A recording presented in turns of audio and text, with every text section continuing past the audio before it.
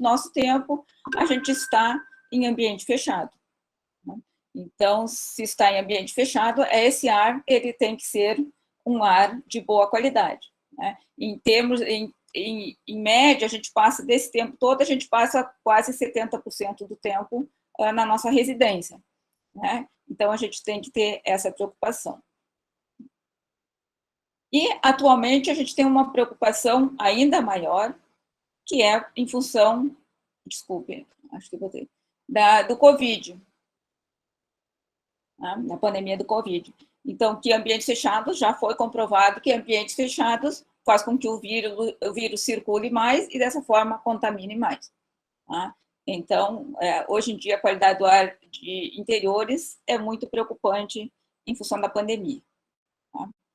E quando que surgiu essa preocupação? Na verdade, se a gente for pensar em termos de ciência, a qualidade do ar de interiores é uma ciência relativamente nova, tem em torno de 40, 50 anos, ou seja, muito pouco comparada com tantas outras ciências que já se conhecem desde os primórdios, né, digamos assim. Então, quando que começou? Começou em função da crise energética na década de 70.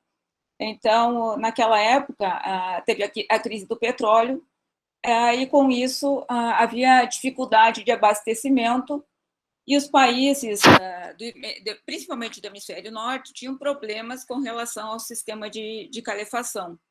Né? Então, o que eles pensaram? Vamos construir prédios que são chamados de prédios selados, prédios vedados, ou seja, prédios que tinham pouca troca de ar interno e externo. Com isso, gastava menos energia, porque o ar estava sempre com a mesma temperatura, já que não pegava, né, o ar de fora, que no caso era muito mais frio.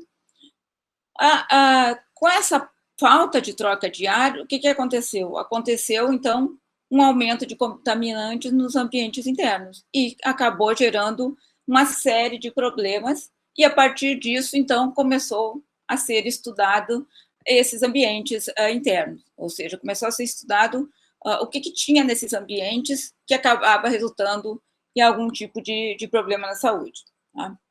Em 1982, então, a Organização Mundial da Saúde ela reconheceu que isso realmente era um problema. Então, essa doença, digamos assim, foi chamada de síndrome do edifício doente. Sabe por que síndrome do edifício doente? Porque, na verdade, era o edifício que estava doente, não eram as pessoas. O que acontecia? As pessoas, o ar dentro desses locais, ele só era recirculado o tempo todo. Então, quanto mais recirculava, mais aumentava a concentração de poluentes, não havia aquela troca. E com isso as pessoas começavam a sentir mal-estar. Tá? Elas não morriam por causa disso, mas elas sentiam mal-estar.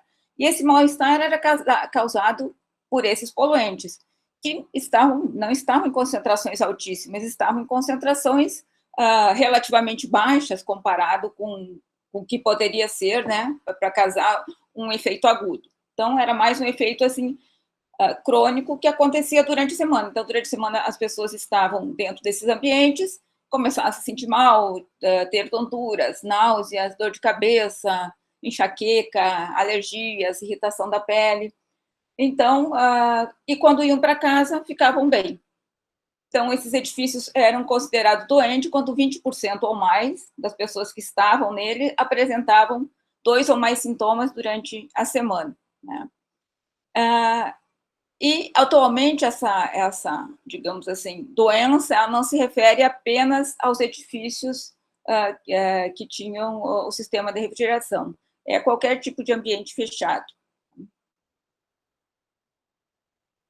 Então, a qualidade do ar de interiores é uma combinação de fatores físicos, químicos e biológicos. Né?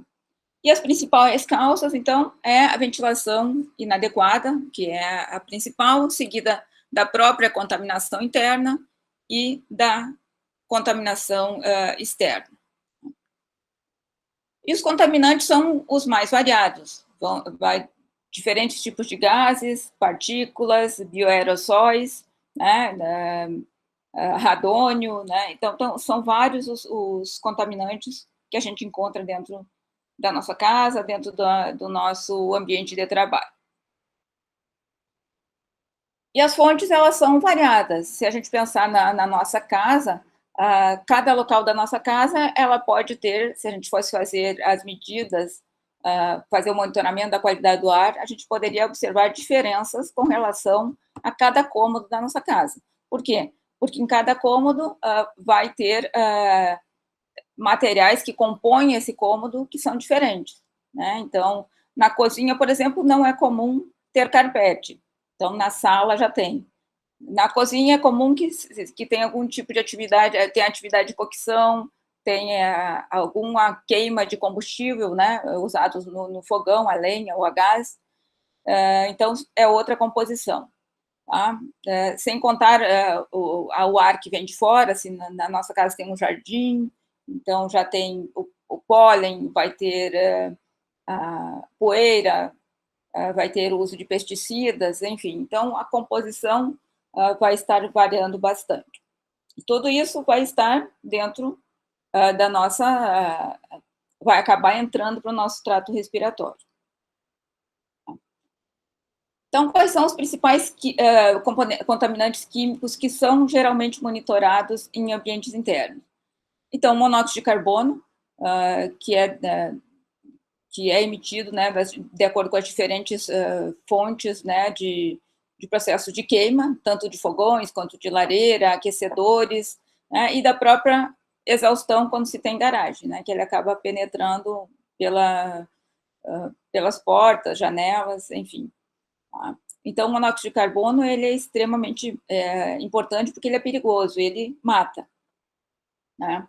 Então, ele causa, em uma determinada concentração, ele causa uma confusão mental que acaba levando à morte, a pessoa desmaia, não consegue sair do ambiente e acaba morrendo, né? Então, a gente tem vários casos reportados, até na própria mídia, dessas mortes em ambientes, em banheiros e também em garagem, né? Porque ficam lacradas e as pessoas acabam morrendo, né? Porque o CO ele compete com o oxigênio e faz com que a célula, ao invés de receber o oxigênio, receba o monóxido e, com isso, acaba matando por asfixia. O dióxido de carbono, a gente sabe que ele é bastante problemático quando a gente fala em termos de efeito estufa, mas no ambiente interno ele, na verdade, ele é um indicador da taxa de renovação do ar, né? Ou seja, se o ambiente fechado, por exemplo, uma sala de aula, tem uma elevada concentração de dióxido de carbono, significa que não está tendo muita ventilação. Por que isso? Porque, além dele ser emitido pelas fontes de combustão, né, ele também é metabolismo humano. Tá? Então, em lugares que tem muitas pessoas, há uma tendência de que aumente o CO2 e, com isso, não haja essa troca interna-externa corretamente. E quais são os efeitos? Em princípio, os efeitos não são graves, ou para o dióxido de carbono, para matar, ele precisa de uma quantidade muito alta mesmo, mas ele causa um mal-estar, um desconforto, né? Então, causa dor de cabeça, fadiga, falta de concentração, cansaço. Então, esses efeitos, eles são pouco produtivos, acaba que você baixa muito a sua produtividade quando tem níveis de carbono muito elevado no ambiente que você está. Novos estudos já mostram efeitos mais graves relacionados com o sistema cognitivo, né, das pessoas. Então, novos estudos, a cada pouco novos estudos são feitos e se descobrem novos efeitos com relação à saúde. Bom, os compostos orgânicos voláteis, eles são, sem dúvida, os mais abundantes nos ambientes internos, porque eles têm muito mais fontes, né? Então, tudo que tem dentro de um determinado local, seja ele sala, cozinha, quarto, vai ter emissão dos compostos orgânicos voláteis, né? Então, porque esses compostos, eles evaporam muito facilmente de todas as superfícies. Então, tem mais de 350 voláteis que são identificados ou quantificados em ambientes internos. Tá? Então, as fontes são as mais variadas, né? Todo tipo de solvente, todo tipo de material de acabamento e construção, mobiliário, né? E todos os materiais de limpeza e higiene que a gente usa, que não são poucos, né? São muitos, cada dia mais, cada dia inventam mais coisas, né?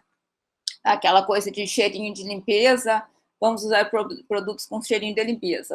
Aquele cheirinho de limpeza são os compostos orgânicos voláteis, que às vezes, dependendo a sensibilidade de cada pessoa, eles não fazem tão bem. Então, é isso que acontece. Os efeitos, às vezes, podem ser de uma simples irritação nos olhos, nariz, garganta, até aquele enjoo, né? Por exemplo, o perfume. Muitas pessoas não conseguem colocar perfume de manhã ou sentir o cheiro de perfume de manhã porque causa enjoo. Esses são os compostos orgânicos voláteis. Né? Hoje em dia também se usa muitos daquelas coisas para dar cheirinho no carro, né? E aquilo lá, o que está liberando são compostos orgânicos voláteis. Que se você ficar fechado no carro o tempo todo, né? Aquilo ali pode causar algum efeito. E uma exposição a longo prazo sempre tem um dano maior, né? Que pode chegar até ao câncer.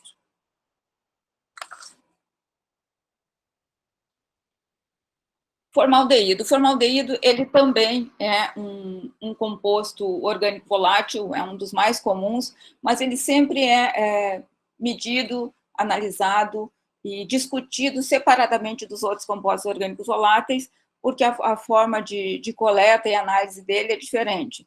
E também pelo fato dele ser cancerígeno. Então, tem uma atenção sempre especial quando se fala no formaldeído. E o formaldeído tem várias fontes, desde o cigarro a fogões, mas o principal são todos os tipos de materiais de construção e imobiliário. Né? Então, material fórmica, móveis de fórmica, de compensado, essas divisórias, tudo isso tem formaldeído. Tá? E ele, então, ele causa também, além dessas irritações, náuseas, problemas respiratórios, também causa câncer. Tá? Então, a exposição ao formaldeído é bastante perigosa por causa que ele é um cancerígeno. Além do formaldeído, também tem outro grupo que é analisado, que faz parte dos compostos orgânicos voláteis, que é o benzeno, tolueno e o xileno. Tá? Então, eles também, às vezes, estão presentes em ambientes internos. Tá? E também os compostos orgânicos semivoláteis, né? Que no caso eles são, a maioria deles é produzida a partir da queima, principalmente de biomassa ou de combustível fóssil. Tá? Então, quando faz aquele churrasco, vai ter aqui a eliminação, então, dos hidrocarbonetos policíclicos aromáticos, né? Em especial, a gente dá atenção ao benzopireno, pelo fato dele ser carcinogênico também.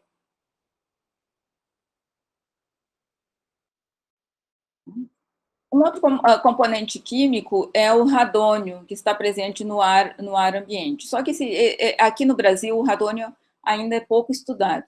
Tá? Então, a gente não tem esses estudos, mas nos Estados Unidos tem muito estudo com radônio em residências, e lá eles apontam problemas graves de saúde. Tá? Então, na verdade, diferente dos compostos orgânicos voláteis, que muitos deles têm um cheiro, a gente percebe, estou enjoada por causa do cheiro no perfume, por causa do cheiro no sabonete ou de um produto de limpeza, o radônio não. Ele não tem cheiro, sabor, gosto, nada. Então, a gente não se dá conta que está sendo exposta a concentrações até altas de radônio. Né? Então, principalmente porque ele está presente no material de construção e também em águas. Né? Então, a gente pode estar tomando um banho e nem se dá conta que essa água pode estar contaminada com o radônio. Né? Então, os principais efeitos é câncer de pulmão e câncer de estômago. Então, nos Estados Unidos, as pesquisas indicam que câncer de pulmão é o segundo colocado, tá, devido ao radônio.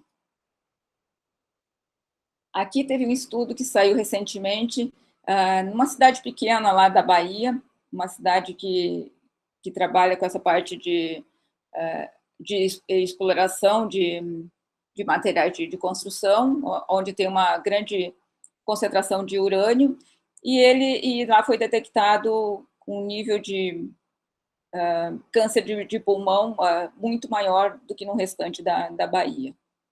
Então, para ver que, embora a gente não tenha muitas informações sobre isso no Brasil, já tem alguns estudos indicando que algumas regiões são principalmente afetadas pelo radon.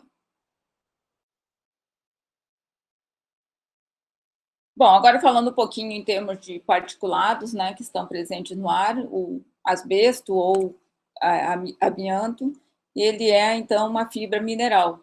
E ele é muito usado, já foi muito mais usado, principalmente na década de 70, nos edifícios, né, nos edifícios, como eu falei anteriormente, os edifícios selados, né, que eram aqueles totalmente vedados, então eles eram usados como anti-chamas e também pelo fato de ser um ótimo isolante térmico.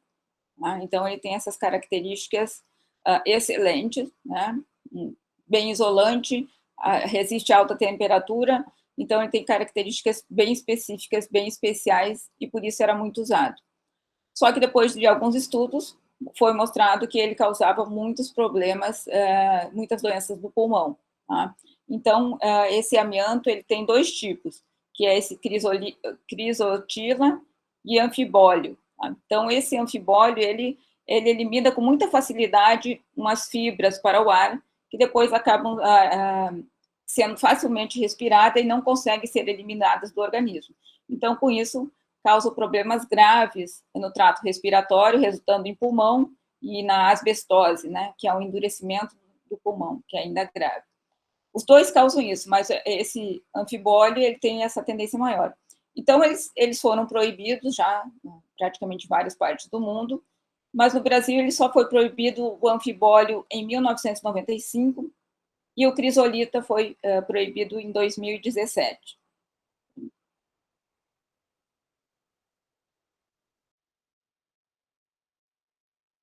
E o material particulado, que é dos principais, uma das principais linhas de pesquisa do meu laboratório, né? Na verdade, é uma mistura de partículas sólidas ou líquidas em suspensão.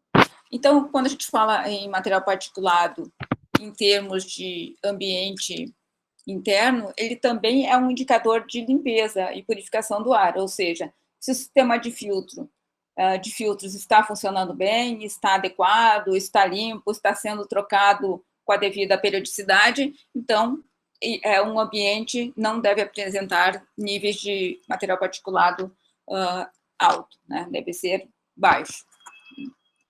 Então, as principais fontes de material particulado vai desde a concussão até todos os processos que envolvem a combustão, né? Velas, lareiras, incensos, churrasqueiras, né? Também pólen, fumaça de cigarro.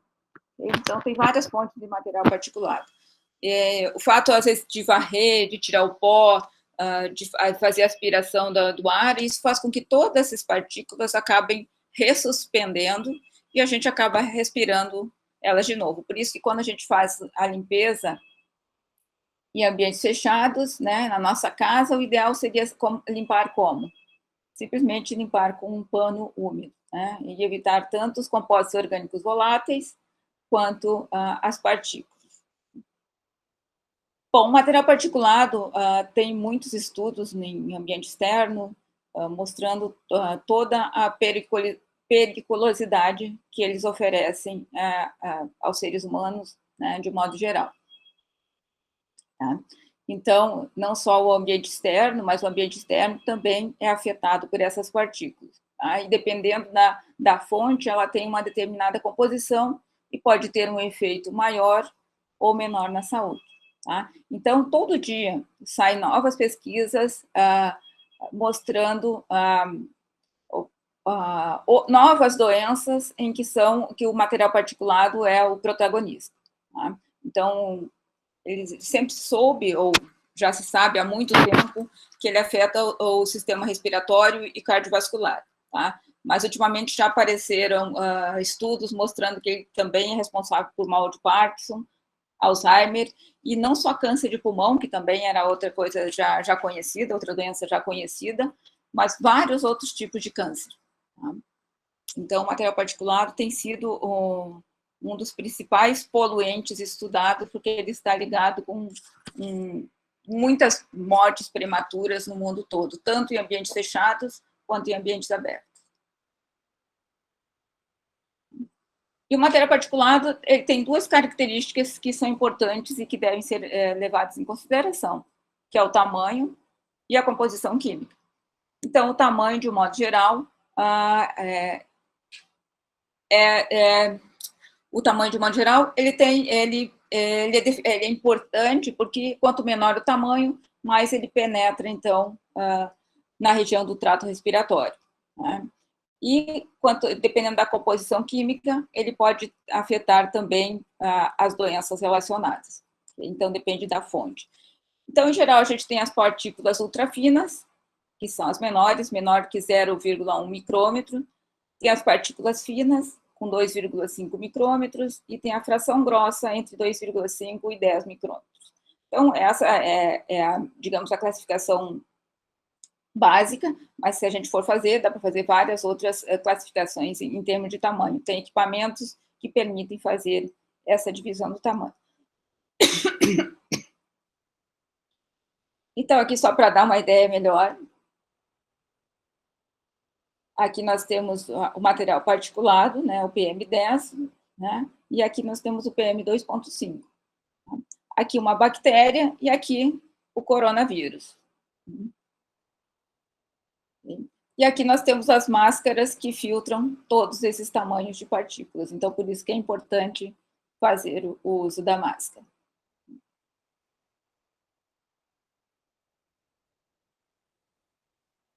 Essa figura, então, ela mostra a distribuição. Né? De acordo com o tamanho, ela se deposita mais em uma determinada região.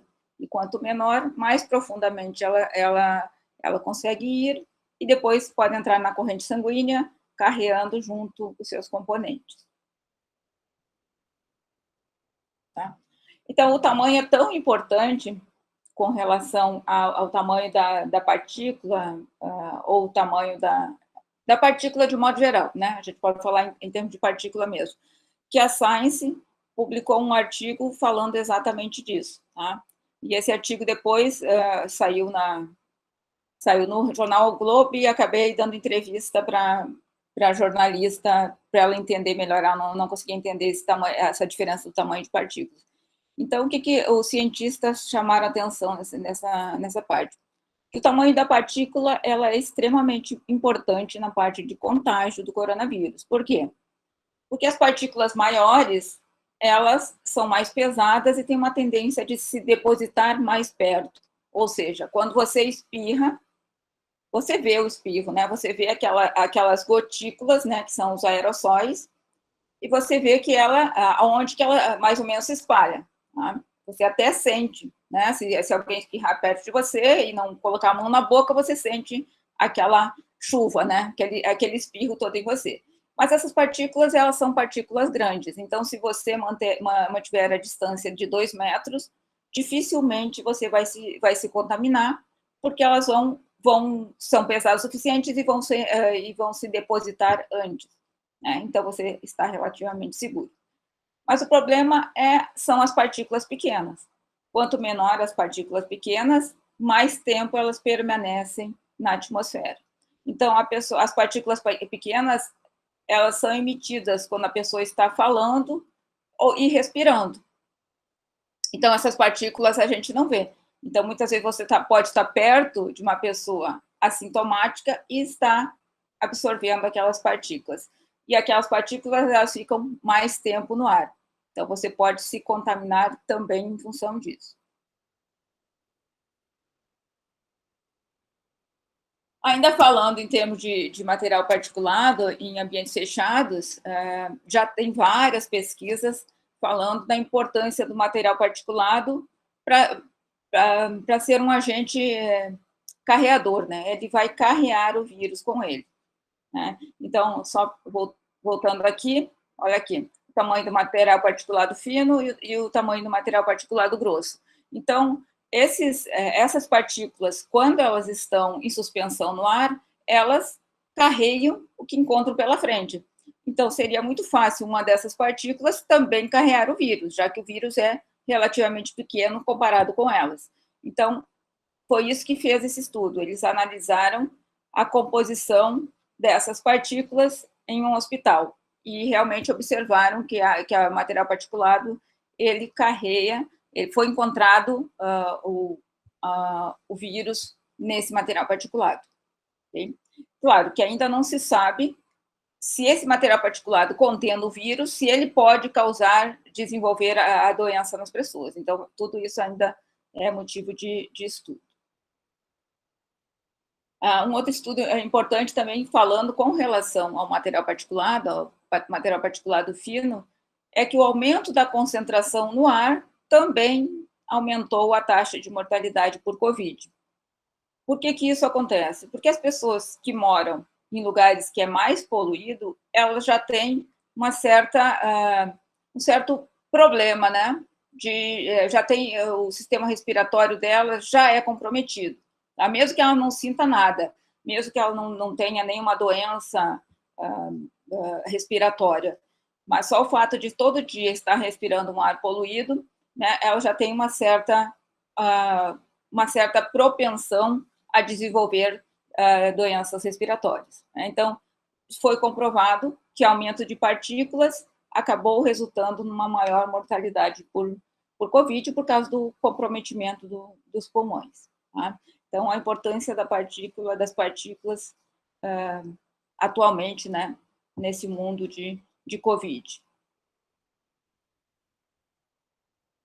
E os bioaerossóis também fazem parte dos ambientes fechados, né? Então, eles são também bactérias, fungos, restos de bichos, de baratas, de ácaros, enfim, tudo que é ou que foi algum dia um ser vivo.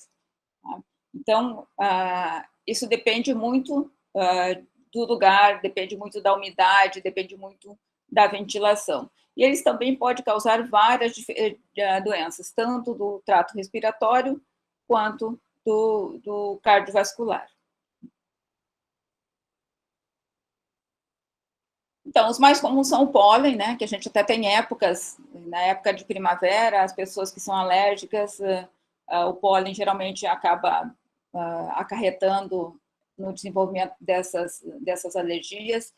O pólen em ambiente fechado, claro que não é tão alto quanto o externo, mas como sempre vai acabar penetrando nesses ambientes, né? Os vírus, como a gente está vendo, a gente já está especialista em vírus, né? De tanto que a gente lê, de tanto que a gente vê na televisão sobre o coronavírus, né? Então já deve-se saber que o vírus só é possível de transmitir ou de animais, né? Ou pessoas, ou seja, o vírus precisa de um ser vivo para ele se reproduzir e para ele ser transmitido. Tá? Então, eles não se transmitem ou casos excepcionais que eles vão se transmitir a partir de um sistema de ar-condicionado. Tá? Então, ele se transmite muito em função de um ambiente fechado. Então, quanto mais fechado aquele ambiente, quanto menos a troca de ar, maior a tendência de alguém se contaminar. Né? Isso acontece não só com o coronavírus, mas se a gente for pensar em termos de uma gripe, é isso que acontece. Tá? As bactérias são diferentes dos vírus. Elas conseguem ser transportadas através dos dutos de ar-condicionado. Tá? Então, elas são transportadas também por pessoas, animais, plantas, enfim. E elas se desenvolvem, geralmente, também em ambientes úmidos, sempre favorece o desenvolvimento das bactérias. Então, como num sistema, por exemplo, um sistema central de refrigeração, sempre tem muita água, então elas acabam se desenvolvendo e muito facilmente sendo passada de um ambiente para outro. Então, várias causas de alergia são em função dos animais domésticos, através da saliva, dos pelos, dos excrementos de baratas, roedores e tudo mais. E tem também os fungos, né, o famoso bolor ou mofo, que se desenvolve em locais mais úmidos. Né? Então, de modo geral, sistemas com com má manutenção, sistema de aquecimento, de ventilação, ar-condicionado, tudo com má manutenção e locais muito fechados, né, e também locais muito úmidos, então favorecem esses contaminantes biológicos. Bom, e dentre eles tem a doença dos legionários, né, que essa aqui, na verdade, foi a que deu o pontapé inicial para os estudos em ambientes fechados, né, em ambientes com ar-condicionado ou central, né, ou aquecimento central, calefação central. Tá? Então, essa doença aconteceu, esse fato aconteceu na Filadélfia, em 1976. Teve um congresso de legionários, ou seja, de veteranos da Guerra da Coreia, que se reuniram num hotel 5 estrelas, né, na Filadélfia, e já nos primeiros dias começaram a ter problemas de saúde, né? Desenvolveram uma pneumonia atípica e vários deles morreram. Em torno de 30 pessoas morreram e 180 e poucas tiveram problemas de saúde. Tá? Depois foram investigar o que tinha acontecido e era por causa de uma bactéria que estava nos dutos do ar-condicionado e foi transmitido para todos os quartos, né, do hotel. Né? Então, essa bactéria não era conhecida e o nome dela foi dada como legionela, em função dos legionários. Então, legionela pneumófila é o nome dessa bactéria. E, a partir daí, começaram, então, a se desenvolver os estudos de qualidade do ar em ambientes fechados, principalmente, né, inicialmente, era de edifícios com ar-condicionado ou calefação central, né, porque ficava muito tempo fechado, não havia essa troca interna e externa, e, com isso, aumentava as concentrações de poluentes e causava problema de saúde. Né.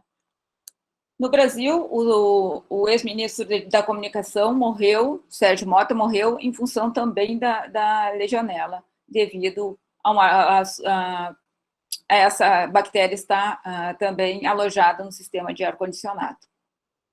Isso foi em 1998, e a partir dessa morte é que as autoridades brasileiras, né, começaram a se preocupar com o funcionamento dos ar-condicionados centrais no Brasil. E em 2000, então, a Anvisa publicou a portaria número 3.523, ainda em 1998, que exigia um plano de manutenção, operação e controle de sistemas de ar-condicionado central, né, de edifícios públicos ou privados. Em 2000, então, foi lançada a Resolução 176, que fala dos padrões de qualidade interna, ou seja, o monitoramento, como é que é o monitoramento, quais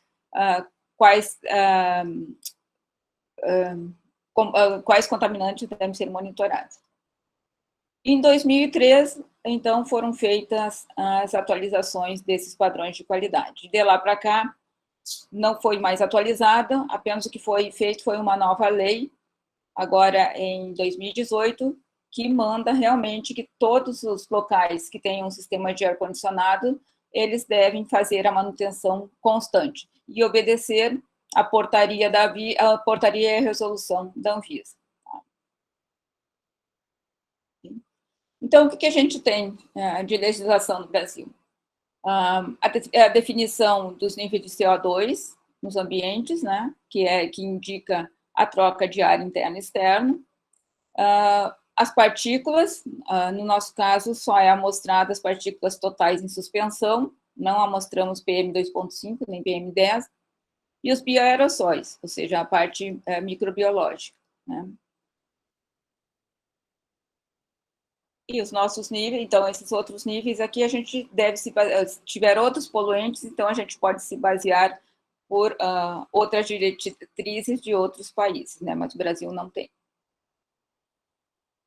E também temos a parte de velocidade, temperatura e a taxa de renovação do ar.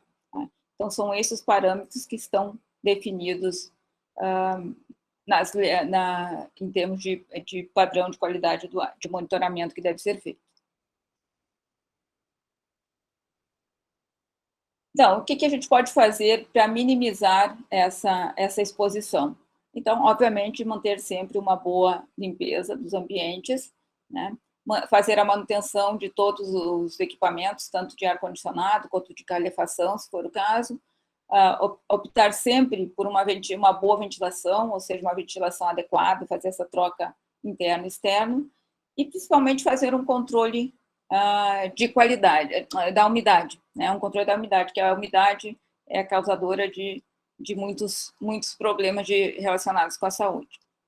Além disso, no Brasil, nós não temos muitos estudos ainda com relação à qualidade do ar de interiores, ainda estamos iniciando isso, e precisamos de novos padrões de qualidade, né? Muitos outros compostos químicos, a gente deveria definir as concentrações, e uma maior conscientização, tanto da população quanto dos governantes, né, para que estejam atentos à qualidade do ar em ambientes fechados, né, cobrem mais rigorosamente medidas, né, para manter uma boa qualidade do ar.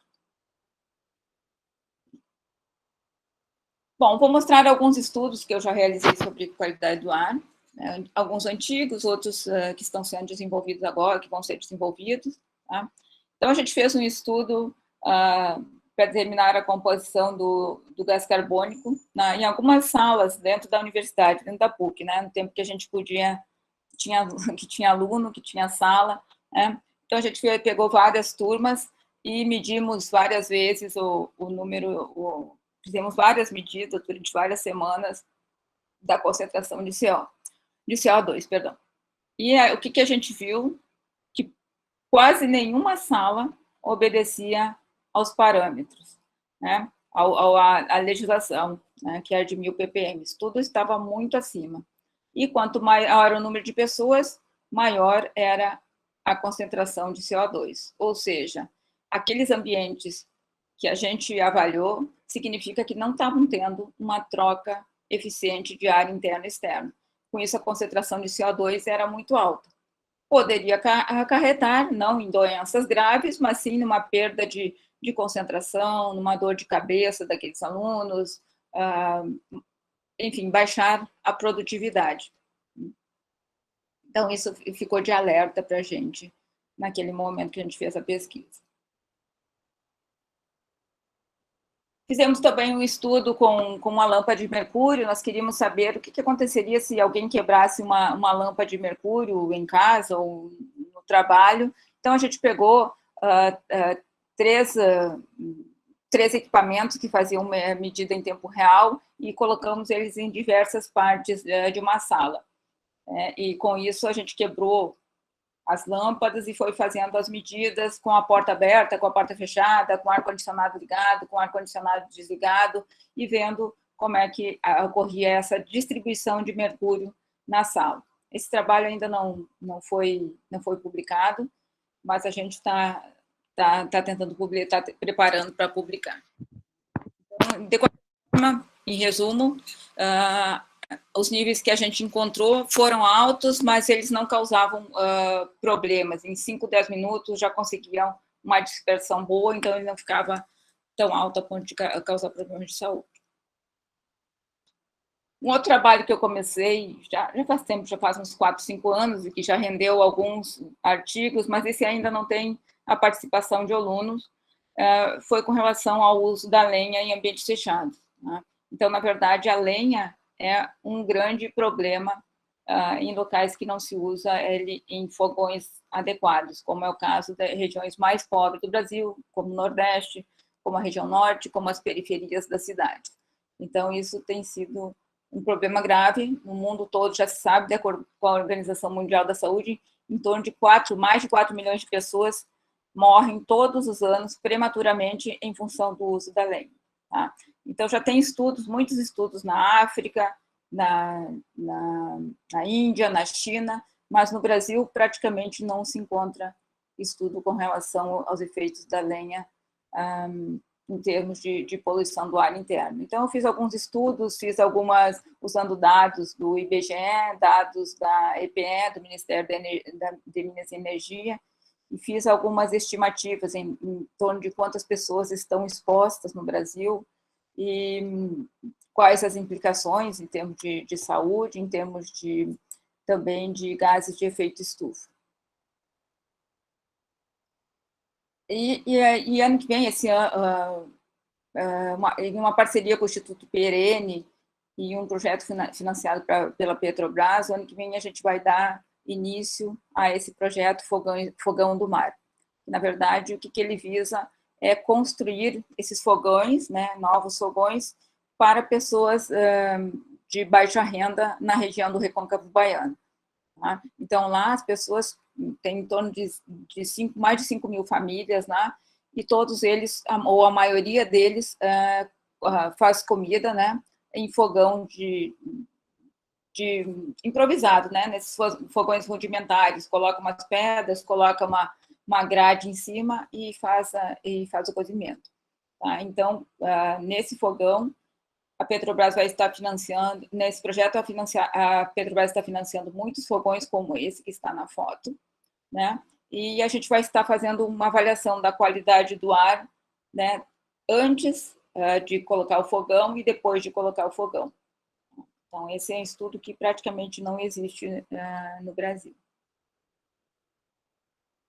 Estudos mais antigos, esse estudo aqui foi feito ainda na época do meu doutorado, lá no Fundão, e a gente avaliou os níveis de compostos orgânicos voláteis em uma gráfica, né? Na verdade, era na gráfica do Banco do Brasil, que é a maior do Brasil, né? Que é do banco, que é a que imprimia para todo o Brasil. Então, eu fiz vários estudos e a gente detectou quantidades altíssimas de compostos orgânicos voláteis, claro que era esperado, né, já que eles usam uma de tinta, de solvente, e era um ambiente fechado, confinado, né, por questão de segurança também. Então, a gente fez uma medida, indicamos para eles algumas recomendações, né, como maior exaustão, substituição de tintas e tudo, e depois fizemos novamente, esses valores já tinham reduzidos, né? Mas quando a gente fala de compostos orgânicos voláteis totais, que seria a soma de todos os compostos orgânicos detectados naquele ambiente, ainda não tem uma legislação para isso. Alguns autores dizem que tem que ser em torno de 500 microgramas por metro cúbico, né? Então, aqui foi muito mais, porque passou de 40 mil. Tá? Então, as pessoas expostas a essas concentrações podem desenvolver algum tipo de problema de saúde futuramente.